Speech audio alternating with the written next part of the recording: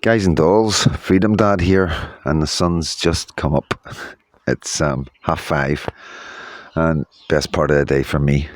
Nice and quiet, no messages, no phone calls, and yeah, it's my wee moment with God every morning, and it always makes me feel good. No matter whatever thoughts are going through my head, I spend my half an hour with God in the morning, and everything's right. And what a beautiful day to be alive, as always. Sorry for the morning hair, the couch hair.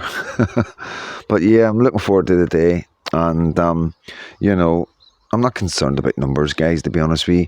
I do expect there to be more numbers than the last time. I always expect there to be more numbers than the last time because, at the end of the day, I don't really need to say or do too much, you know what I mean?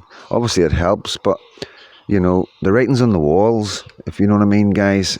Things are happening everywhere. People are going online. People can see that it's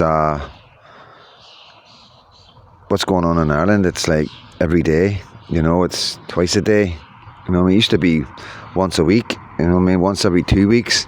Now it's like every day, and you just need to go on to the Irish YouTubers or the Irish TikTokers and listen to what they're saying, you know what I mean?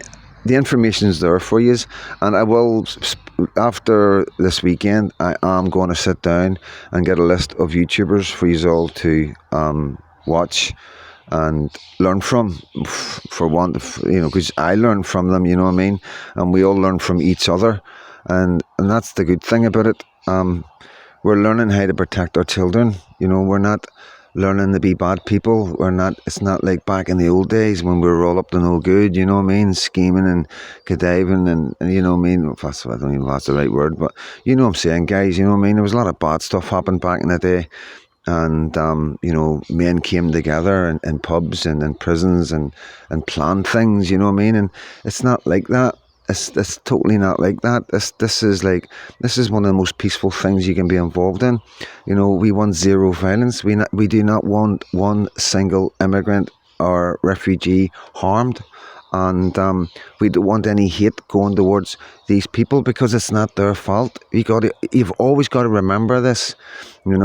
Obviously the ones that are committing crimes, and there are certain guys that are really, really bad men that definitely shouldn't be here. And I'm a people reader, and you just need to look, you just need to see their attitude, the way they are, and but at the end of the day, we've always got to remember we're human beings, and it's a sad situation. It's a difficult situation because it's our kids. This is our country. It's our religion. And it's not fair. Nobody's been asked. We're not being asked about nothing. We're being told what to do. We're being dictated to. It's like communism. It's another level of a government and an understanding of a government that we really have ever seen in our lives. And it's quite remarkable, to be honest with you, what some men are going through. And I know I keep going on about Tommy Robinson, but guys, geez, maybe one day the truth will all come out and everybody will understand, and maybe one day the right people will tell you what really happened with Tommy Robinson, and then maybe you'll understand why he's always in my head. He's always in my prayers, and my prayer every day to my God is, please bring him out alive. And that's it right now. That's the only prayer that matters right now, is to get the man out alive, because he's in the most dangerous place he could be. And I'm a jail man, guys. I've done so much jail in so many countries, and I know these things. I know England. I've done 6 years in England. I was in Birmingham. I was in a Birmingham jail, a London jail. I was around different nationalities. My experience was okay, you know what I mean? But, things were different back then. I'm talking 25, 30 years ago, guys, when I was 18 years old, you know what I mean? But I know how the jails work, we know what happened to Billy Wright in the maze. We know if they want you, they'll get you, And at the end of the day, it concerns me. We've got a very dangerous, very, very dangerous government. and we've got people in government that definitely should not be in government. Some of our past ancestors, political, would be rolling in their graves to see what these men, these private schoolboys, have done to our country and what they've done to our government. And what I'm trying to say is the numbers don't matter. It never matters, the numbers at the demo, because not everybody can get out. Not everybody wants to be seen, but there's other ways. We'll be live streaming. There'll be videos. There'll be TikToks. There'll be YouTubes. And like I say, if they ever try to take that away, we will go so hard. We will probably reach more people on our own streets, going door to door, than we would with the internet.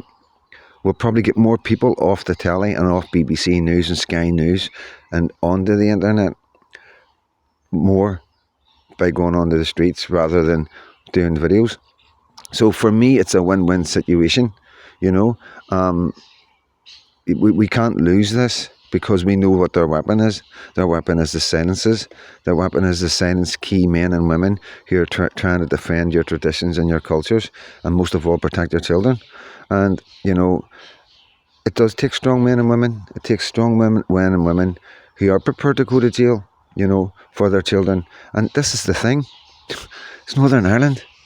We've been going to jail for our children for the last 50 years.